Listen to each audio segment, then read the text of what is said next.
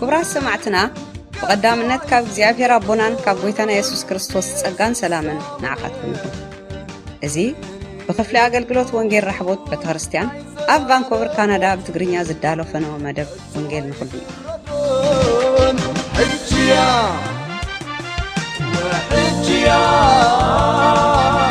حجيا طمعت مدحان حجيا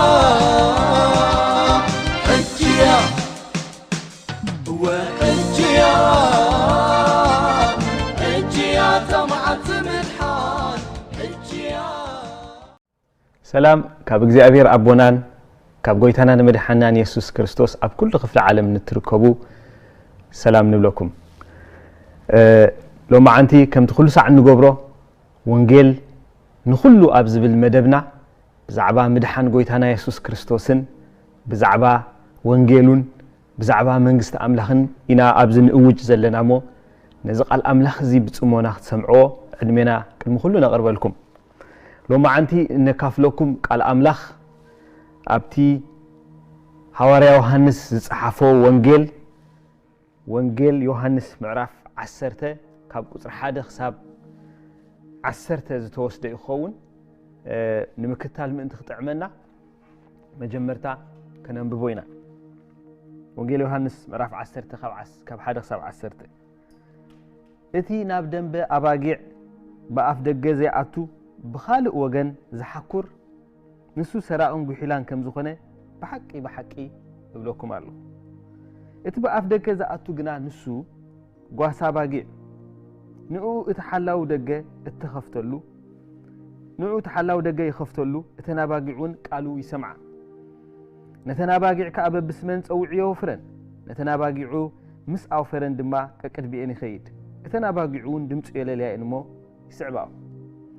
دمص خالق زي فلط اسل زخونا نخالق كابو يقلب انبر ايسعبوني يسوس از مسلازم مسمسللهم نساتهم غنا نتتزاربهم ايستوعلون شو يسوس كان بحدش بلهم اتدق اباقي انا كم زخونكو بحق بلوكم الله اتهم قدمه يزمصو كلاتهم سرقتن غحلتن يوم اتهم اباقي اتنا اباقي غنا ايسمعوا منين اتدق أباقي عني بأيزا أتوه دحن كأتون كواتسن مقواسيون كركبي سراق بجاك سرقن كحاردن كتفئن إلو أي متسنيو أنا قنا هيوت مسترفو من انت خرخبا إيه زمت أكويبل إذا قفل زي ويتنا يسوس كريستوس بحادة مثاليوي أقلالس أو يا زراربا حادة مثاليوي مبرهي بزلو من قدئو ززارو ومزلو أمعرف 10 قد ندحريت ملسيلنا دحدارينا أفتي وانجيل يسوس كريستوس بزعبا نتهم أبتجزيتي مرحتي زنبورو فريساويان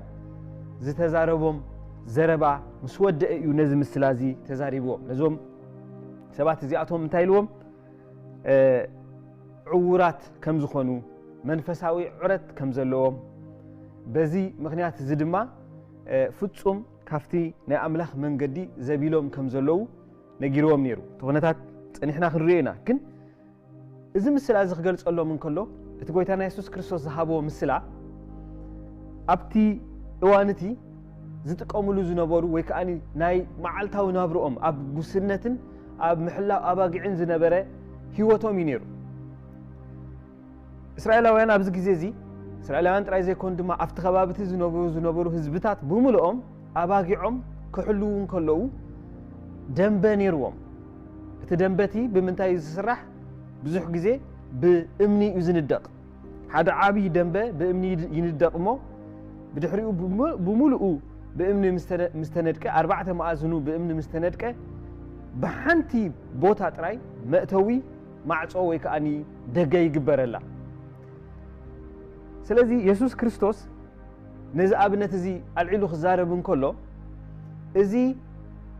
እዛ ደገ እዛ ናይ ኣባጊዕ ደንበ እዚኣ ምስተሰርሐት ኣባጊዕ ይቕመጣ ኣባጊዕ ኣብኣ ይነብራ ነይረን ብዙሕ ግዜ እንታይ ዝግበር ከዓ ነይሩ ኣባጊዕ ቀትሪ ምድሪ ናብ ጉስነት ስለ ዝኸዳ ትጓሳሕ ሒዙወን ክበልዓን ክሰትያን ሒዙወን ስለ ዝውዕል ምሸት ኣብኡ መሕደሪ እኒ ነይሩ ኣብቲ ምሸት ዝሓድራሉ ድማ ኣብኡ እቲ ሓደ ሓላዊ ወይ ከኣኒ ነቲ ቦታቲ ዝሕሉ ከይወፃእ ተጠንቂቑ ለይቲ ሙሉእ ዝሕልወን ሓደ ሓላዊ ናይቲ ደገ ከም ዝነበረ ካፍቲ ሓሳብ ክንርድኦ ንኽእል ስለዚ ኣብዚ ዘንበብናዮ ምስላ ወይ ከዓ ጎይታ ኢየሱስ ክርስቶስ ተዛሪብዎ ዘሎ ብሃዋርያ ዮሐንስ ተጻሕፈ እንድሕር ዳሪናዮ ኣብኡ ሓደ ደንበባ ኣባጊዕ ዝብል ቃል ንረክብ ኢና ደገ ባጊዕ ኣሎ ደንበባ ኣባጊዕ ደገ ስለ ዝስራሓሉ ካንሸሎ ስለ ዝስራሓሉ በቲ ደገ ኣቢለን እተን ኣባጊዕ ዝኣትዋ ሓላዊ ደገ ኣሎ እሱ ከኣኒ እቲ ዋርድያ እዩ ዝኸውን ዘሎ እቲ ነተን ኣባጊዕ ሙሉእ ለይቲ ክሕልወን ዝሓድር ዘሎ ሰብ ካልእ እውን እተን ኣባጊዕ ብቐንዱ ኣለዋ እተን ኣባጊዕን ኣብኡ ሙሉእ ለይቲ ተሓልየን ዝሓድራ ቀትሪ ድማ እቲ ጓሳአን ምስ መፀ ሒዝወን የውፍረን ነይሩ ብድሕሪኡ ዘሎ ድማ እቲ ጓሳት ከኣኒ ነተን ኣባጊዕ ዘእትወንን ዘውፅአንን እዩ ኣብዚ ተጠቂሶም ዘለዉ ካልኦት ድማ ሰረቕትን ጓሓሉትን ከዓ ዝበሃሉ ኣለዉ ስለዚ እዞም ኩሎም ኣብዚኦም ተጠቂሶም ዘለዉ ጠባያት ብምልኦም እንድሕር ደኣ ርኢናዮም ምስቲ ጎይታ ኢየሱስ ክርስቶስ ዝምህሮ ዘሎ ምህሮ ምስቲ ጎይታ ኢየሱስ ክርስቶስ ብዛዕባ ገዛእ ርእሱ ዝገልጾ ዘሎ ምግላፅ ዝሳነ ዝኸይድ ንዑ ከኣኒ ከብርህ ዝኽእል እዩ ኢየሱስ ክርስቶስ ነዚ ምስላ እዚ ኣምፂዎ ዘሎ ስለዚ እምበኣር ካብዚ ነገር እዚ እንታይ ኢና ንርዳእ እንድሕር ኢልና ጎይታ ኢየሱስ ክርስቶስ ልክዕ ከም ተናባጊዕ ተናባጊዕ እንታይ ኢልና ኣለና ተናባጊዕ ኣብኡ ይሓድራ ኣብኡ ሓለዋ ረኺበን ይሓድራ ኣብኡ ዓሪፈን ይሓድራ ስለምንታይ እቲ ሓላዊ ሙሉእ ለይቲ ስለ ዝሕልወን ዕዮ ናይቲ ሓላዊ እንታይ እዩ ኣብታ ኣፍ ደገ ኮይኑ ሙሉእ ለይቲ ሰራቂ ከይመፅእ ጉሒላ ከይመፅእ እንስሳታት ክኾኑ ይኽእሉ ሰባት ክኾኑ ይኽእሉ መፂኦም ከይወስድዎን ነቂሑ ዝሕሉ እዩ ማለት ከምቲ ዝበሃል እውን እቲ ሓላዊ ናይዚ ደንበ ካፍቲ ቦታቲ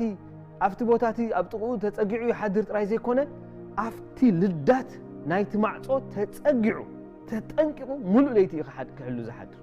ስለምንታይ እተን ኣባጊዕ ምእንቲ ከይጠፍኦ ንፅባሕ ሒዙ ነቲ ዘረከቦ ጓሳ ምእንቲ ክረክቦ እሱ ከኣኒ ብቐትሪ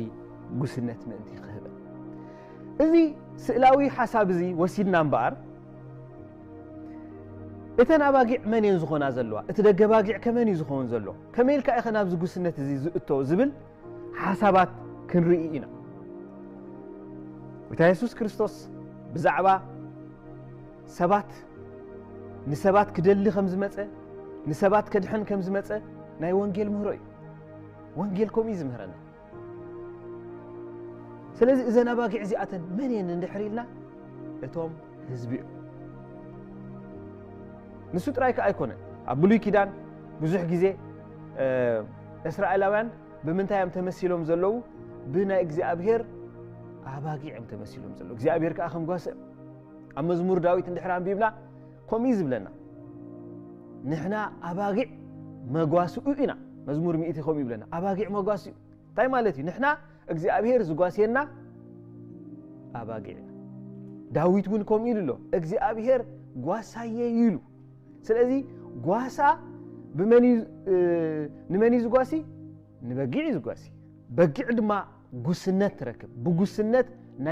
ናይቲ ጓስኣ ከኣኒ ተኣቱን ትወፅእን መጓሳ ከዓ ትረክብ ስለዚ ጎይታ ኢየሱስ ክርስቶስ ኣብዚ ብንጹር ዝምህሮ ዘሎ ምህሮ እንታይ እዩ ንሱ እትደገ ኣባጊዕ በዚ ምስላ እዚ ንሱ እትደገ ኣባጊዕ እተን ኣባጊዕ መእተውን መውፅእን ሓንቲ እዩ ዘለወን ናብቲ ሙሉእ ሓለዋ ከኣትዋ እንድሕር ኮይነን ሙሉእ ዝኾነ ውሕስነት ናብ ዘለዎ ደንበ ከኣትዋ እንድሕር ኮይነን መእተዊኣን መውፅኣን ሓንቲ እያ ንሳ ከዓ እታ ደገ ባጊዕ እታ ካንሸሎ እያ በታ ደገ ቢለን ኣትዋ ሙሉእ ለይቲ ከዓ ቀሲነን ይሓድራ ምክንያቱ ዝሕልወን ስለ ዘለወን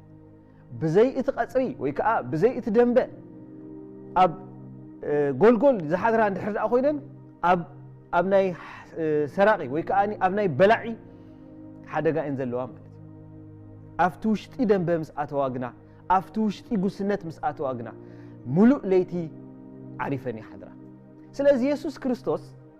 ነዚ ምስላ እዚ ከምፅኦን እንከሎ ብርግፅ ንሕና ናይ እግዚኣብሔር ህዝቢ እኳ እንተኾንና ብምኽንያት ሓጢኣትና ግና ካብ ኣምላኽ ተፈሊና እኳ ደኣ ብኣንጻሩ ፀረ ናይ ኣምላኽ ዝኾነ መንገዲ እናኸድና እግዚኣብሔር ባህ ዘይብለሉ መንገዲ እናኸድና ካብ ናይ ኣምላኽ ጉስነት ተባሪርና ኢና ነርና ነቢ ኢሳያስ ከምኡ ኢሉ ፅሒፉሉ ኩላትና ከመባጊዕ ተባረርና ነበርና ኢሉ ዝተባረረት ኣባጊዕ ካብ ጓስኣ ዝጠፍአት በጊዕ ከምኡ ኢና ነርና እዚ ከዓ ብምኽንያት ሓጢኣትናን ብምኽንያት እቲ ንእግዚኣብሔር ዝገበርናዮ በደልን ስለዚ ከምዚ ዓይነት ንነብር ዝነበርና ሰባት ሕጂ ግና እግዚኣብሔር ሓደ ዕድመ የቕርበልና ኣሎ ንሱ ከዓ እንታይ እዩ ናብቲ ዝነበርናዮ ጉስነት ምእንቲ ክንምለስ እቲ ናብቲ ጉስነት እቲ ናብቲ ሓለዋቲ እንምለሰሉ መንገዲ ሓንቲ ኣልክዕ ከምታ ማዕፆ ናይቲ ደንበ ንሱ ከዓ ኢየሱስ ክርስቶስ እታ በጊዕ ብኻልእ ኣቢላ ክትኣቱ ኣይትኽእልን እያ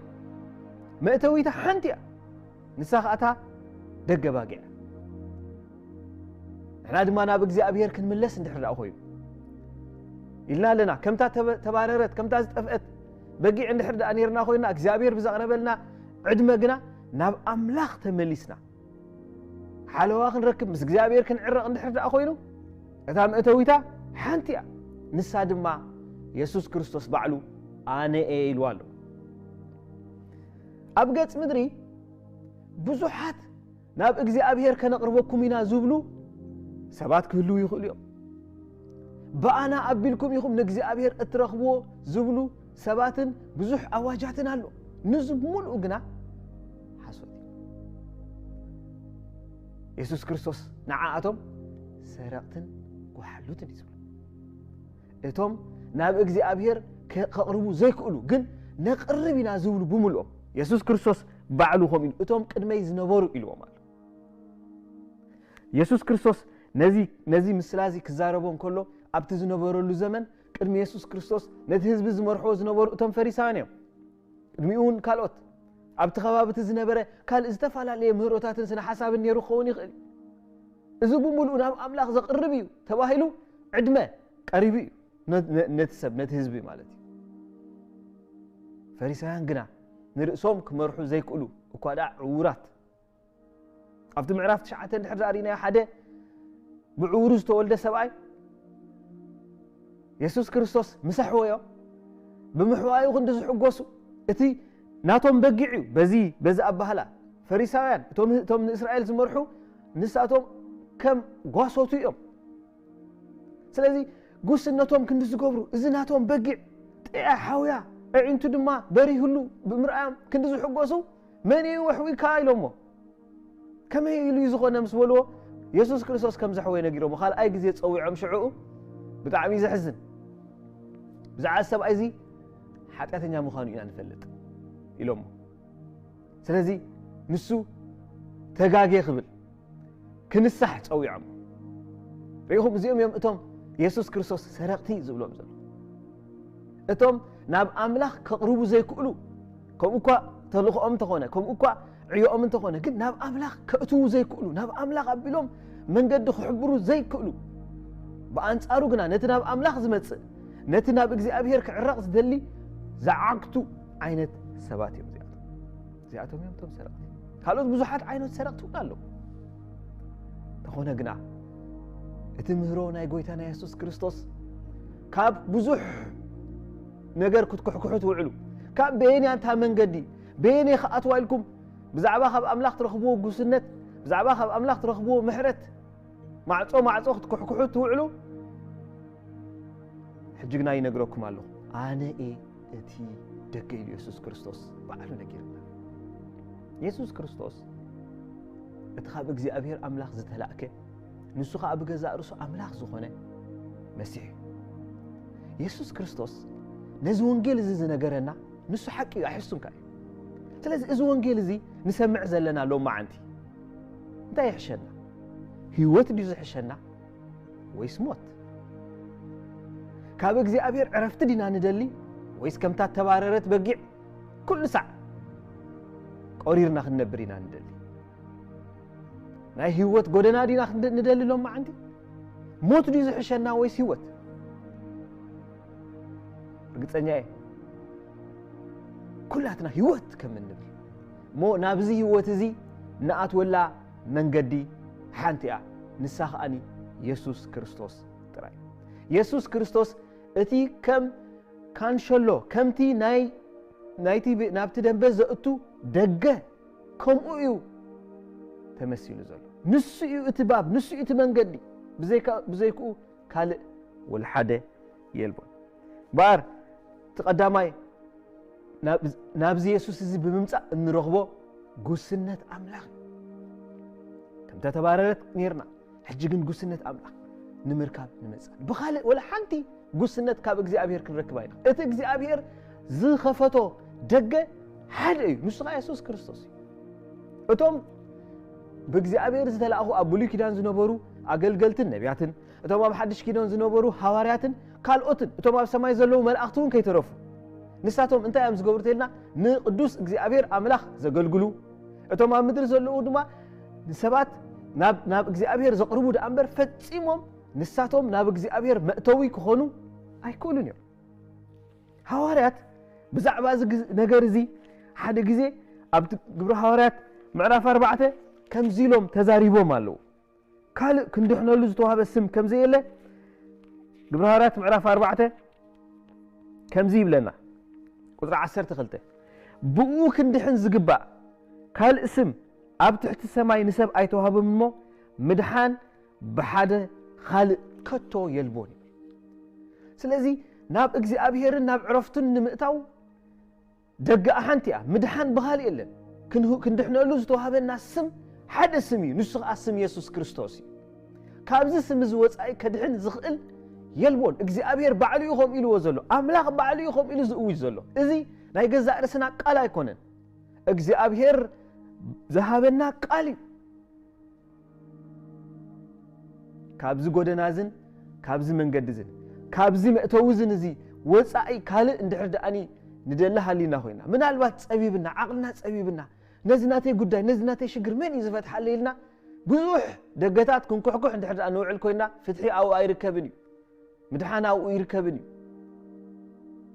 ምድሓን ኣብ ሓንቲ ቦታ እያ ዘላ ንሳ ድማ በቲ ደገ ዝኾነ በቲ መእተዊ ዝኾነ ኢየሱስ ክርስቶስ ናብ እግዚአብሔር ኣቦ ናብቲ መሓሪ ናብቲ ልዑል እግዚአብሔር ኣምላኽ ከምፃኣና ዝኽእል ደገ ኢየሱስ ክርስቶስ ጥራይ እዩ እቲ ካልኣይ ኣብዚ እንረኽቦ ድማ ጉስነት ከዓ ንረክብ ኢየሱስ ክርስቶስ ከምኡ ኢሉ ኣሎ ንሳተን ከኣትዋየን መጓሰይ ከዓ ክረኽባ እየን ኢሉ እተን ኣባጊዕ እንታይ እየን ዝገብራ እዚ ደገ ባጊዕ እንታይ ይስርሑ ምሕላው ምክንያቱ ፅባሕ ንጎ እቲ በጊዕ እቲ ጓሳ ምእንቲ ክወስደን ንሕና ድማ ብኢየሱስ ክርስቶስ ኣቢልና ናብ እግዚአብሔር እንድሕር መፂና እግዚአብሔር ከዓ ክሕልወና እዩ ተስፍኡ እዩ ከመይ ገይሩ እዩ ዝሕልወና ኣምላኽ ካብ ኩሉ ኣብ ህይወትና ክመፅእ ዝኽእል ነገራት በቲ ዘለኣለማውን ጥበብ ዝመልኦ ኣእምሮኡን ገይሩ ይሕልወና ካብ ክፉእ የድሕነና ዳዊት እቲ ኣብ ብሉይ ኪዳን ዝነበረ ዘማሪ ኸም ኢሉ ምድርን ሰማይን እንኳ እንተዘገልበጠ ንሕና ኣይንፈርህን ኢና ክብል ከሎ ዘየፍርህ ስለ ዝኾነ ድዩ ኣይኮነን እንታይ ደኣ እግዚአብሔር ምስኡ ስለ ዝኾነ እግዚአብሔር እምብኡ ስለ ዝኾነ ኣምላኽ ንዓና መዕቆብን ሓይልን ብፀበባና ከዓ ፍጡን ረድኤትን እዩ ስለዚ ብምድሓን ዝጀመርናዮ ጎደና ምስ እግዚአብሔር ብምትዕራቕ ዝጀመርናዮ ጎደና بناء እግዚአብሔር حلوة يعجب أملاخ يحلونا كم تابجع ملو ليت قسينا تحضر فرهاتن سنبادن نايت ألا زي بالله لكعكم مخ أن إحنا أبعقبة أملاخ مسأتنا بمنجد يسوع كريستوس بخالا أيكونن أبعقبة أملاخ مسأتنا እግዚአብሔር يحلونا እግዚአብሔር كأني كاب كل حدا قايد إحنا نقول حدا قانا دما كم زلوا خلوا خلا حدا جزء نسبعلو سلامنا بمخان كأني يمرحنا እትሳልሳይ ኣብዚ ኢየሱስ ክርስቶስ እንረኽቦ ገሊጽ ወዘሎ ድማ ጣዕሚ ደስ ብል ከምዚሉ ሰራቂ ብጀካ ክሰርቅን ክሓርድን ከጥፍእን ኢሉ ኣይመጽእን ኢሉ ኣነ ግና ህይወት ምስተረፋ ምእንቲ ክረኽባ እዩ ዝመጽእ እቶም ኣብ ብሉይ ኪዳን ዝነበሩ እዚኣቶም ሓደ ሰረቕቲ እዮም ንምንታይ እዮም ሰረቕቲ ዝኾኑ ካብቲ ህዝቢ ገንዘብ ይብዝብዙ ብዛዕባ ህይወቱ ብዛዕባ ነፍሱ ብዛዕባ ተጨነቀት ነፍሱ ብዛዕባ تحللو نفسه بزعبات عرفت السأنة نفسه والحدث هنا نجار أي قدسني نزل سبعي زخم غيره ما نتبعه رستولد سبعي يسوع كريستوس متجنا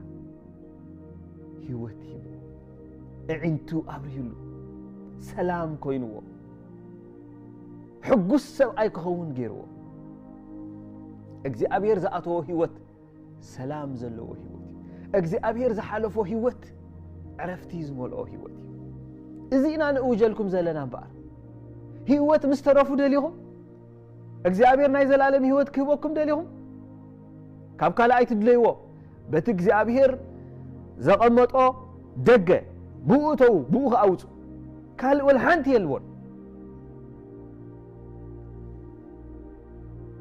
ህይወት ካምሱ ምስተረፉ ኣኽበኩም እግዚአብሔር ምሳኹም ክኸውን كعجزكم كردأكم እግዚአብሔር والتهم كخوني كاب እግዚአብሔር وصائد سلامن مدحانن بركتن نمركاب حسو تبلو نحرز أهليكم قنا لومي أعينكم تطوها بيلكم ناب እግዚአብሔር تملسوا إلنا نعدمكم علينا ترف زلو هيوت كاب እግዚአብሔር كنركب يكال سلازم بقى بزتفعل عليه نجر تدناغيركم دحر أهل كم يجري إتا من قد زرخبا بين كنت تخون أين تخون تانا بإግዚአብሔር تمت من قدي كابزو كله أب عالم زلو هايمانوتات أين كن تخون إتا التدحني لكم حتى تحتو سبات دحر أهل لهم يسوع كريستوس اتملسيه بالنالو اتزاي حسو حقي زخونه يسوع كريستوس تملسيه بالنالو نسوق أنت هيلنا أنا إيلنالو بارزا حق زي أخ أنقرأكم علينا اتي ناب هيوت كبتصح زخل مأتو دقة يسوع كريستوس بزي كاب يسوع كال والحد من قدي مدحانين سلازل لو مسكي تطويلكم حساب نزي يسوع ذكره دليل له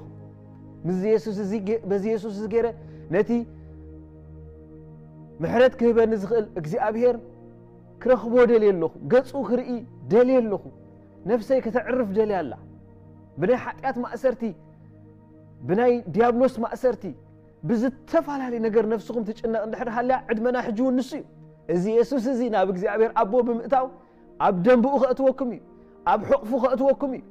تسألعيهم زي كونه زخون وي كم تسألعيهم زي كونه كم أبوهم كم بتصايكم كم قواسهم كخونه لكم من انت እግዚአብሔር بزي يسوس ازي